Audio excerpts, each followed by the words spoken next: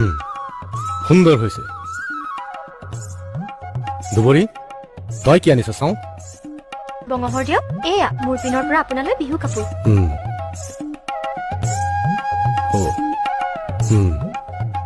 তোৰখিনিও দেখোন ভালেই লাগিছে তৰা চাওঁচোন তই কি আনিছ চাওঁ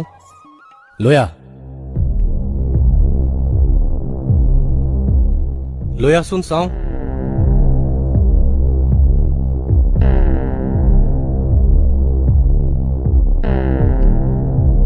তই কি আনিছ